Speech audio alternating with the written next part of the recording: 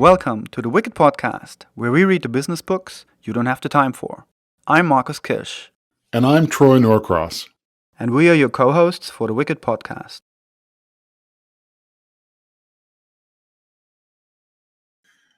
Marcus, we've been doing this for 50 some odd books. Did you ever think that we'd start off talking about an animal's head in the middle of the table, dripping blood, covered in flies as a topic? How in the world did we wind up here? Tell us, Marcus, who's on the show today? Well, not that I'm gonna draw any relevant parallels to just how some of our party weekends end up.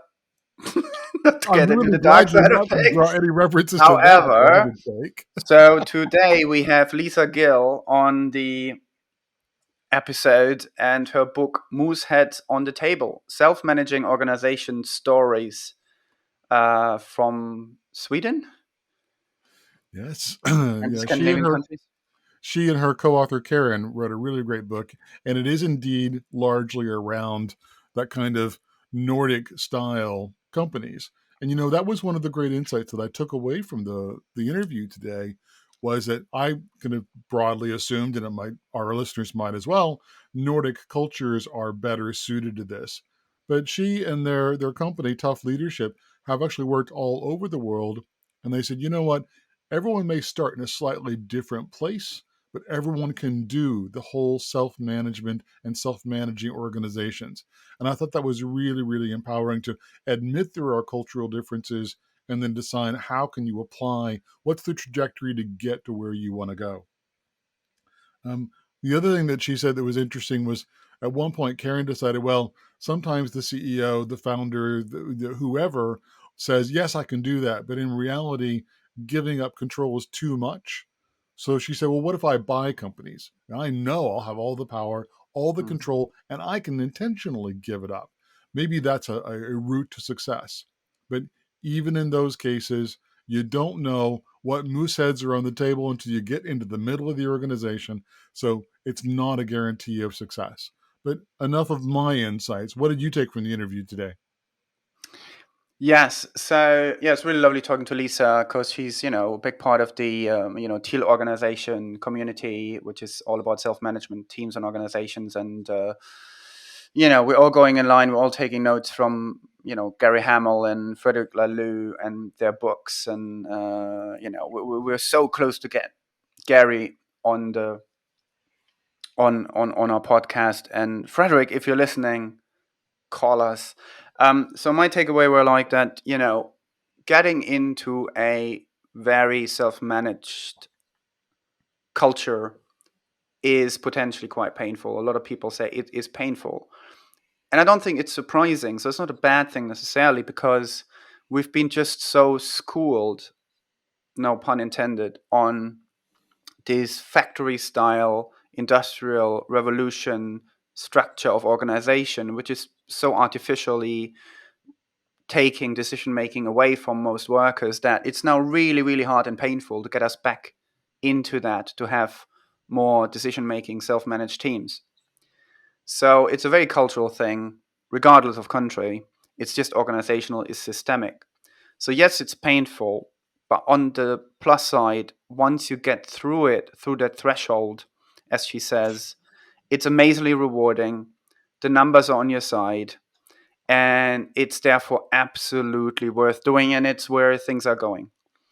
Because our problems are getting more complex, and you cannot have a small group of people on the top make the decisions, because they're not going to have all the insights. They're not going to have the time to gather enough insights. They're looking at it way too top line. So small teams, complex network of those will be the future to tackle wicked problems and all the world that we're actually facing with, which is mainly driven by Ashby's law. And that is meaning you need variance. You need to look at a lot of different things. The only way to scale this is through small, nimble teams, and they need to be self-managed. So there's no way, there's no other way. And she said it's tough, but the reward after is amazing, big, potentially exponential. So I like that. The other thing she also said, and that's just a small addition to that, is that it doesn't work with everyone. But the reason for that is, and she gave the example of people who take temp jobs or work in customer service or support, service support or customer support, they've only taken this job because they don't take it because it's their purpose. They take it temporarily. They don't know really what to do with their career. And unless people feel a bit of purpose in their job, you're not going to get them into it. They don't care enough. So as a hurdle, and I think as a nearly checklist on that, is like, look at which people can create purpose around their job, and then you'll get them on board. Then you're going to have a chance. And if they don't feel purpose about their job, see if you can actually enable their job to feel more purpose about it, rather than be like a drone, or like feeling like you're sitting on a conveyor belt. And we know that a lot of these jobs are going to get automated anyway. So, you might just as well move on to the more important stuff to do. So I quite like the idea of that, purpose, or if a job doesn't provide purpose, you're going to have a harder time. So therefore, be aware of those aspects. But those are sort of my two pieces. And do you feel that our podcast has purpose? I think so. Well, I think well, for me, it has great purpose because I'm trying to. Well, that's good. Then that means we could be self-managing, right? Well, we do that, don't we? I think we're fairly nicely split up when we do a thing on each side. So we don't have to check In which that case, often. why don't we self-manage ourselves and do what, Marcus? Go to the interview. Ha. Before the interview, a quick word from our very first sponsor, Zencaster.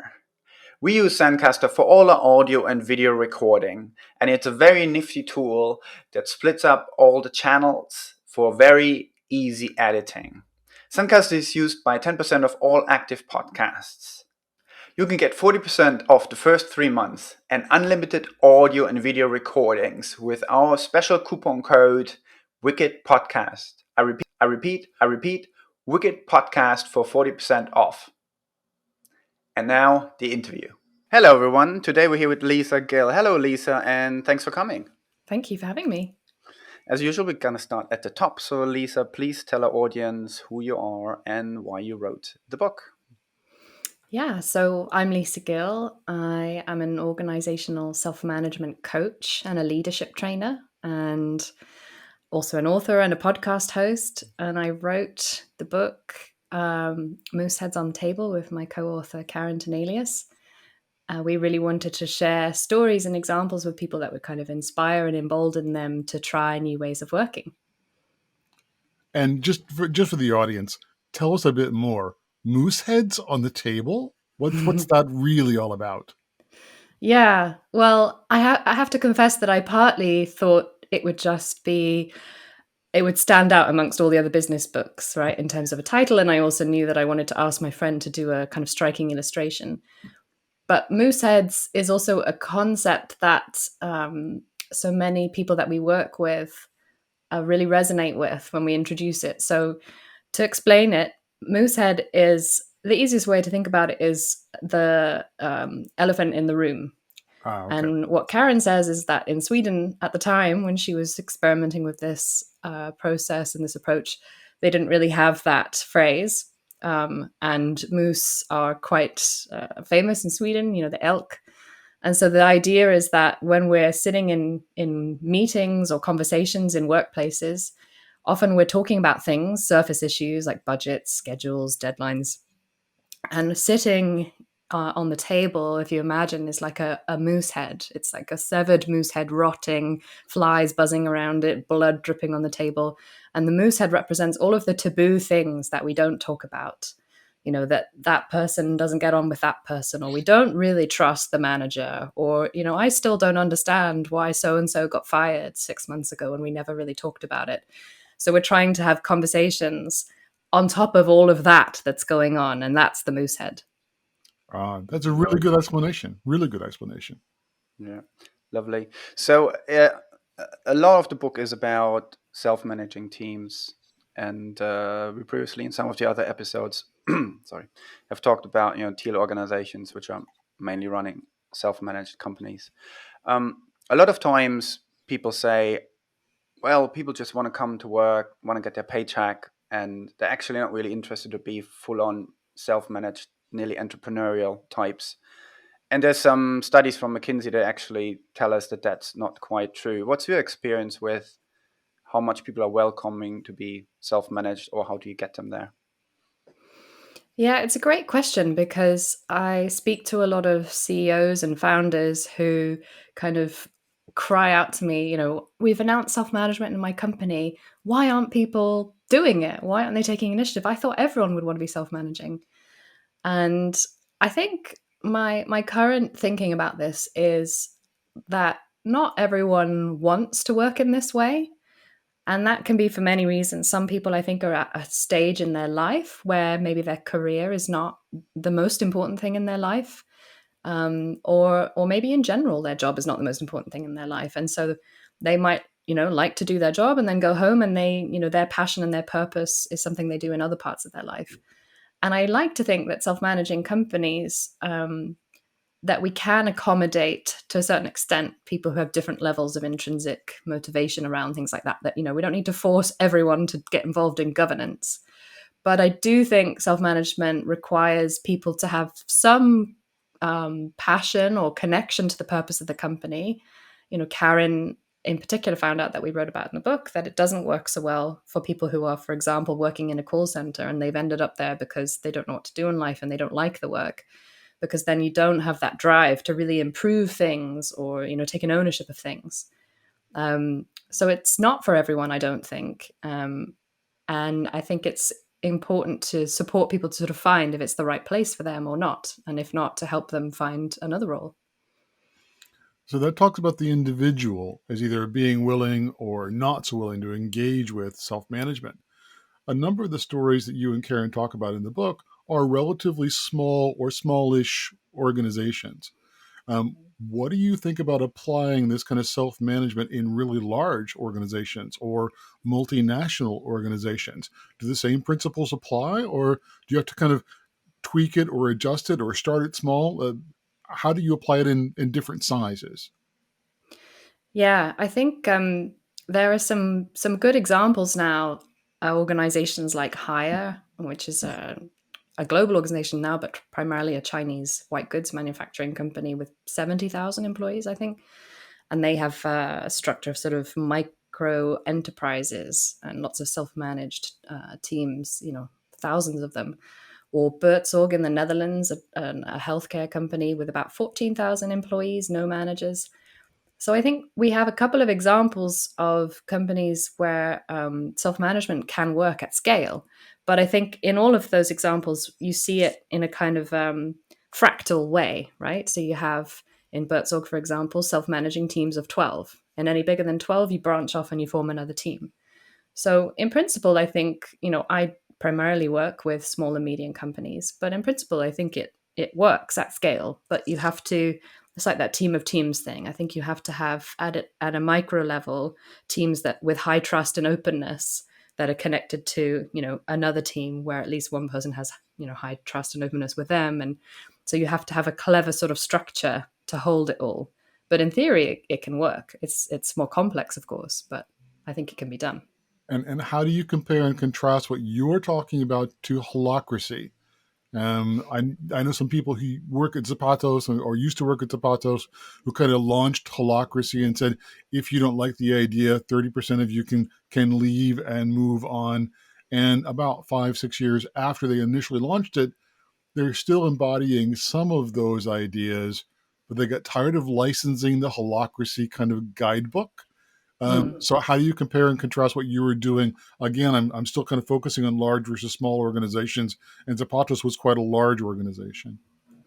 Yeah, I mean, what I seem to notice in organizations is that it is quite common for about somewhere around like 10 to 15 to 20% of people leave when a traditional organization transforms into a self-managing one, because they realize, okay, this isn't for me. Maybe I would thrive in a more hierarchical organization, or or it can often kind of make visible things that weren't visible before.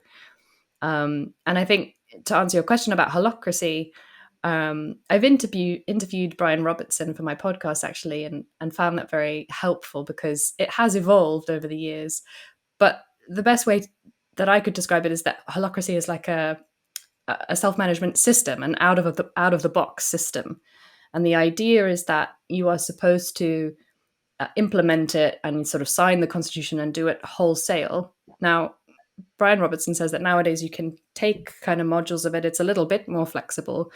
But in general, I think I see and speak to a lot of organizations who use holacracy as a sort of stepping stone, that it's very helpful if you go from a traditional organization to have something to step into, to have some structures and processes and, you know, distinctions that help you avoid kind of going back to that top-down command and control style. So I think people find that helpful. And then some people love holacracy and stick with it, and others then kind of fork it into something else that works for them, and they maybe keep some of the ideas like the tactical meetings or, you know, consent-based integrative decision-making or whatever. Yeah. It's when we, you know, when we work at some of the projects we're involved in, or reading some of the books like yours or Gary Hamel's, or, you know, any of the stuff that's out there. There's one thought that just came to me a couple of weeks back, where I was thinking, if you're really looking at how many people are ready to do some of that in that sense and have that mindset, is that actually most of us, when you get older, you sort of eventually have a family and you have a couple of people to take care of, and you're basically working in some kind of, let's call it a team, right? Everyone does it to some extent, or actually more people do it than not. Do you think there's just a view shift of that, to say, actually, you're already in a self-managed environment every day of your actually personal life? Why can't you transfer that idea to work? Do you think it's just sort of a view shift, that if it would happen, we would have way more people accepting it just because it looks different at work? Yeah, I mean, I think Gary Hamel has a great quote about this, that, you know, we purchase houses and mortgages and things in our personal lives. Why should I have to get permission to requisition an office chair, you know? But also what I'm kind of interested in as well is challenging that narrative a little bit, because actually, yes, we self-manage a lot of elements of our life, but if you think about relationships, a lot of us have some kind of hierarchical dynamic in our family, and that varies kind of culturally around the world, I guess, but also, you know, in schools and universities and workplaces, it's very hierarchical. So I think it's still, even in our personal lives, I think it's still quite a new thing to shift to a way of working which is needed in self-management, which is much more about me being transparent and open and authentic. You know, it's that, from reinventing organizations, it's that wholeness piece. And to talk about things, you know, talk about the most difficult things to talk about. And many of us don't do that in our families. So in some ways, I think that the soft skills, if you want to call them that, of self-management, the relational skills, are new for us as human beings in some ways, I think. Because I don't think we've tried to do that before, at least not at scale, or not, you know, with such intentionality. Yeah, and it sometimes feels a bit to me as well that if I look all the way back to the Industrial Revolution, the factories of that, and the idea that decision making was taken away from a lot of factory workers, put up in management, and we're still suffering from that, right? It needs to come back, but it has a hard time coming back. To us to get back into probably where we were when we were craftsmen and women, where we actually would constantly learn, evolve, go to other places, learn from them, you know, all these things that existed there. And with the factory introduction, it sort of left, no pun intended, the building, right? Do you think, therefore, with the new tools we have and having to solve more complex problems now, that we're sort of moving a bit somewhat back closer to nature, out of this artificial necessity of mass production? Do you think that's maybe then a trend, a thing, and we get a bit closer to, you know, how trees and beehives communicate, and we're getting maybe a bit closer to that? I think so. And obviously it varies massively. You know, a lot of these ideas we're talking about now are still very much in the niche, you know, but I think even in the mainstream, of course, we've seen like a massive increase in popularity of ideas like agile. And I think it's commonly understood now, even in the most kind of traditional organizations, that command and control, top-down management styles are no longer effective. You know, those kinds of hierarchies have been helpful to get us to this point. But with the level of complexity that we're dealing with and the pace of change and all of those usual buzzwords, I think everyone can agree that it's just not sustainable. It's not effective enough we need to be able to move much more quickly and to push authority down in order to make decisions and shift and adapt. And so I think we are moving away from that industrial model for sure, and just in very, different degrees depending on where you are in Yeah, an it's interesting. organization. In particular, and before Troy jumps in with another question, I want to just reference, therefore, you mentioned team of teams, General McChrystal's approach to where the Army was doing that, and we had David Marquet on as well. That's the Navy, so the military has fully bought into that, and that's obviously alive in that situation, so they don't fuss about adopting these things, so they do it for very, very, very valuable reasons. And it's interesting that they've already done that, what a lot of organizations are still stepping away from. So it's fascinating to have had to have read that book and have David on. So I think that for me it's impressive coming from an extremely hierarchical or perceived hierarchical area, and therefore I think it quite supports that trend or that necessity, which is quite interesting. But I'll let Troy go on with the next one. I was going to pick up on the word that you use, kind of craftspeople, and actually skill and having the experience of doing those things day in and day out, and pushing both the authority and the accountability down. Do you think that these kind of self-managed teams are better problem solvers because they've got better access to the data necessary to solve those problems? Yeah, absolutely. And I think there's, in a sense, this is not a new idea. Karen, when we were writing the book, wrote about how when she was a student, back in the 80s and 90s, there were lots of books and studies at the time that were saying, in terms of customer service, for example, the extent to which you push authority and decision making down to the front lines, it influences, the customer experience. So I think we have plenty of data and evidence that shows that teams that have more autonomy, that have access to information in a more transparent way, that can, influence or have a voice or a say in decisions that affect them and the company, all of those things result in better problem solving, better innovation, higher quality decisions, cost savings. People start to realize, oh, hey, if we do this and this, actually that'll save us a lot of money. So I think there's no argument there, but it's funny, mentioning the military examples. There seems to be such a lag in us humans that it takes us so long, even with lots of data and examples. We're so conditioned to what we're familiar with, so we continue to do hierarchy in a traditional way because it's so ingrained. It's what we're so used to, and in some ways we're even blind to it. And many of us think that we are much more empowering or coaching than we actually are in practice. Yeah, and it's funny too when you say that, because I remember listening to one of the recent episodes of McChrystal's podcast, Turning Back, and he said, well, you got to look at this. Few organizations have truly been actually under fire. So, that might influence some of those. Mm. Yeah. The other thing I wanted to kind of pick up on was this idea of, and I've been saying this is kind of a strapline for my own consulting business for years, that I help companies to build trust through transparency. In the early days, it was data transparency about SMS marketing.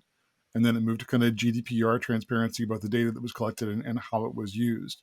And what you're really talking about is personal transparency about what's going on, the rotting moose head kind of in the middle of the table. You also talk about having a psychologically safe environment in which to do that. I know it's a really important point. Can you tell our listeners a bit more about how that exists? How do you create it when it doesn't exist? Yeah, and we were talking about the military and life and death and psychological safety. A lot of that research, led by Amy Edmondson, came out of hospitals where it's also life and death, and realizing that higher performing teams in hospitals were ones where people could speak up, they could question things, they could say, I don't know, or I've made a mistake, without fear of punishment.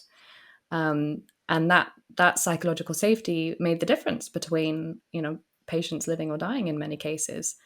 So psychological safety, I think, and this ability to talk about the most difficult things that are the most difficult things to talk about.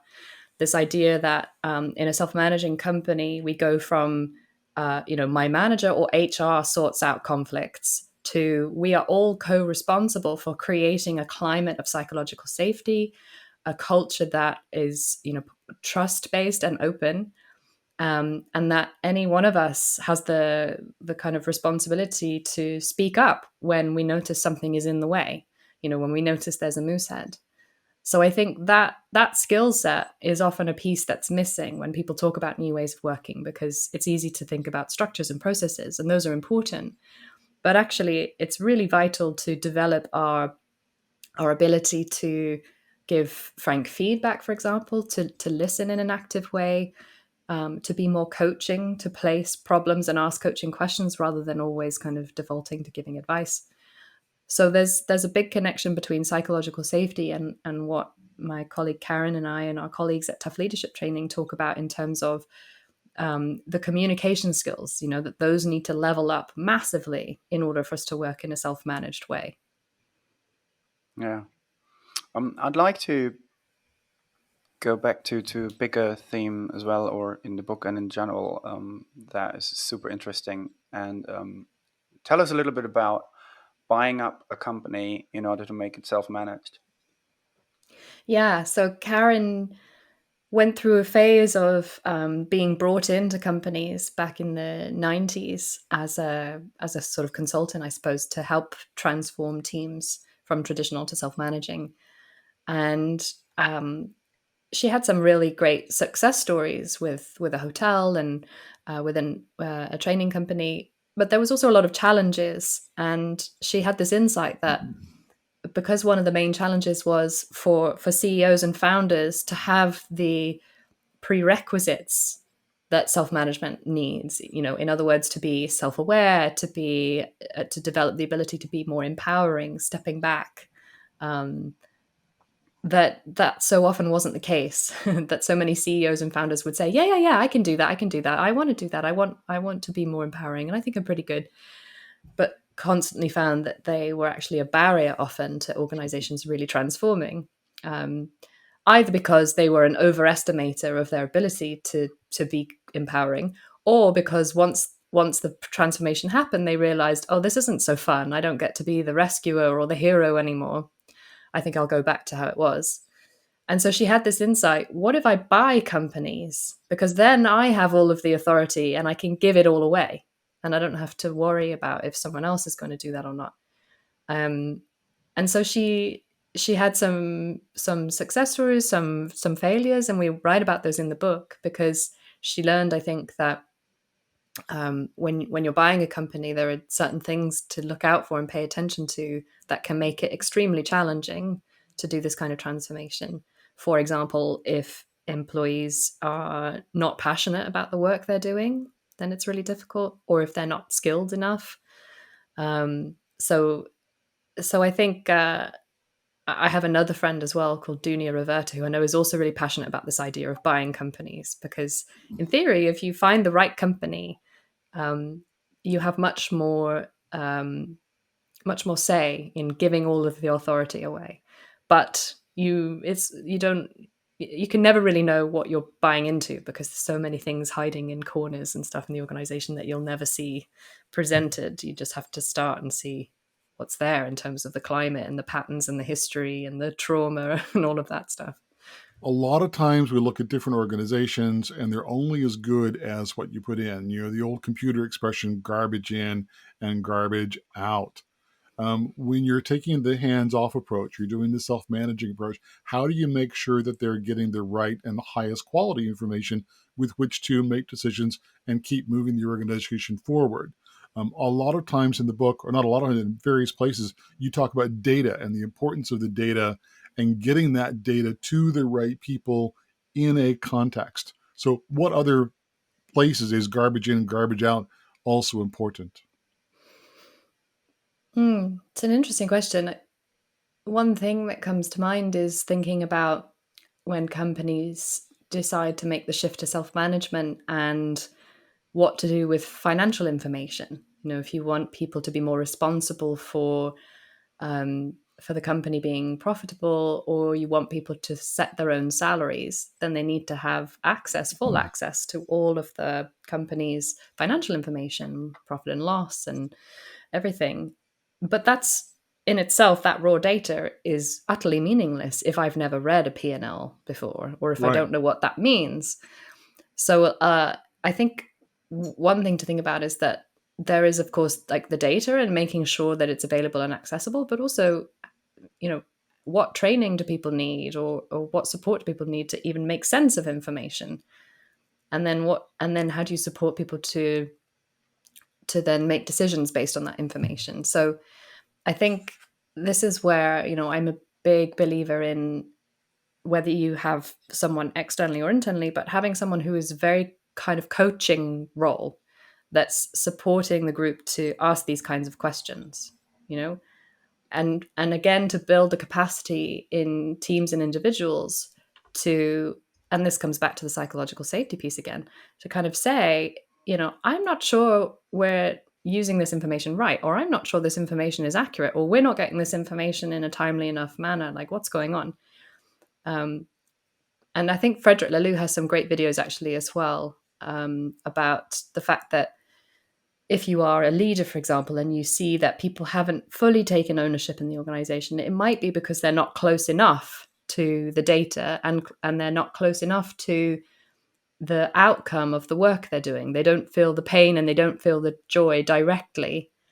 So then you need to design processes or systems together that mean that they do experience that, because it's one thing to let a customer down and never see them, for example. But if I'm in a room with them and I have to explain, and I see the disappointment on their face, suddenly it becomes much more real, and I have a totally different relationship to that decision, or that that failure. So I think transparency of information is super important, but it's more complicated than that in a sense. And I think, again, for me, it comes down to having radically different kinds of conversations where we talk about, right, what's needed? What kind of information do we need?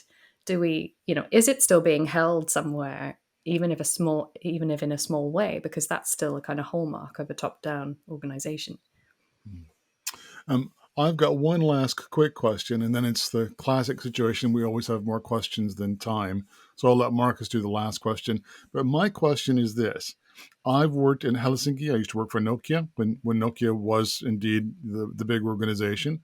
I'm currently working in Sweden with a company in Sweden. And the Nordics have a very different culture than much of mainland kind of Europe. Do you think all of these things apply across cultures, Southern European, Western, Eastern European, and Nordics? Or do you think a lot of this stuff works better in Nordic cultures? Yeah, this for me is something I'm really interested in. Having lived in many countries myself, I'm so curious about the cultural dynamic and in what ways that helps or hinders this, these kinds of transformations.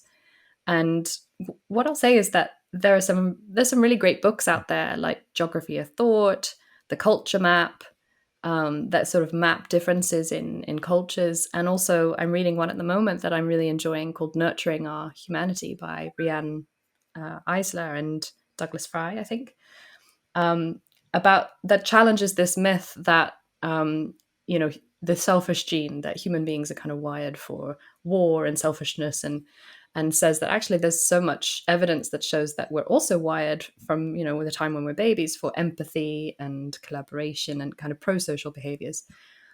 So what I'm noticing as someone who I do leadership trainings with people all over the world in lots of different cultures. And I've had a lot of conversations with people in China or India or Rwanda, for example, talking about the difference that makes. And I think what I'm coming to realize is there are different starting points for sure. Right? So Nordic countries have more egalitarian families and women have higher social status. And that for sure means that their starting point is more democratic, more equitable, I think, compared to India, perhaps, where you have a much more hierarchical dynamic in families and in schools. So that might mean that you have a different starting point in terms of applying these ideas. And yet, my co-author Karen is Swedish, and she finds that in Sweden, for example, this can sometimes be difficult because people perceive that, well, we Swedes are already super democratic, so we're really empowering. And yet what we're finding, my colleagues and I, and some of my colleagues have been doing this for decades, is that universally as human beings in workplaces, doesn't matter what culture you're in, it seems to be universal that we have this parent-child kind of dynamic, this hierarchical dynamic in relationships in work. So wherever you're starting from, that is present, even in the Nordic countries. And in the Nordic countries, you might be less aware of it because you have this belief that, we're democratic. But we all have that starting point.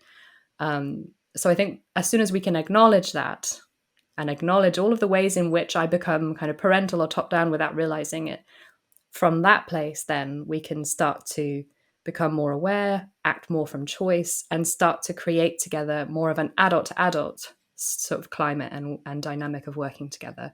So it seems like whatever the culture, that's for whatever reason is universal to human beings, it seems. That's my kind of working theory. And so we all start from different places on the journey, but we're all kind of, I think this path to more adult ways of working together is new for us as a species in many ways, even though it's going back to a lot of ancient principles. Great answer. Marcus? Yeah, that's a wonderful holistic view. Last but not least, Leadermorphosis, your podcast that I love listening to when on my runs. What was sort of, which is probably tricky question, what was sort of the biggest insight you took away from all those conversations that you're having? I think for me, one insight is this sense that I think at this point I've done 60 plus episodes, and in all of the conversations I've had with people in organizations that are doing self-management, a common theme that comes up is people saying to me that this is tough, that it's painful even. Many people use that word, painful.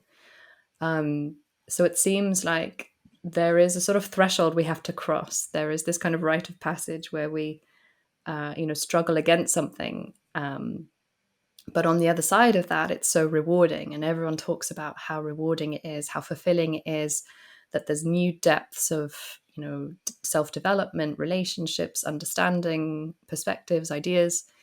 So that's interesting to me, the idea that it seems to be very common for people to describe this process as difficult. I guess you could say all change is difficult, but this one does feel like quite a radical shift for people, which I think is why we're not seeing it in more of a mainstream way, because you have to push through that, I think, to get to the other side. But I think the other insight is just how diverse everyone's stories are. So there really is no one size fits all. People have approached this in so many different ways and have developed so many different practices and approaches that, I feel very skeptical of ever kind of preaching or being dogmatic about any one approach, because I think part of the journey is that you have to create your own way. You can start with some templates, sure, but every organization has created something so unique and wonderfully special to that group of human beings. And that's really fun. And I'm really passionate about, therefore, creating lots of different examples from all over the world, from different types of organizations, to inspire and embolden people to do the same in their own way. Yeah. And it's a really nice thought that to look at it and go that the reality is that organizations are all unique because they're made out of unique people. And therefore, if we start celebrating that instead of artificially putting a cookie cutter on everything and thinking that is it, which always feels a bit lazy and also feels a bit not representative, I think is a great thought. We're at our time, as usually, never enough of it. It was very nice listening to you. Wonderful insights. Thank you so much talking about your book, and I recommend everyone to check out Leadermorphosis. So thank you, Lisa. Thank you for your time and your insights. Thank you. I really enjoyed it. You've been listening to The Wicked Podcast with co-host Marcus Kirsch and me, Troy Norcross. Please subscribe on Podomatic, iTunes, or Spotify. You can find all relevant links in the show notes. Please tell us your thoughts in the comment section, and let us know about any books for future episodes. You can also get in touch with us directly on Twitter on @WickedandBeyond or @Troy_Norcross. Also, learn more about the Wicked Company book and the Wicked Company project at wickedcompany.com.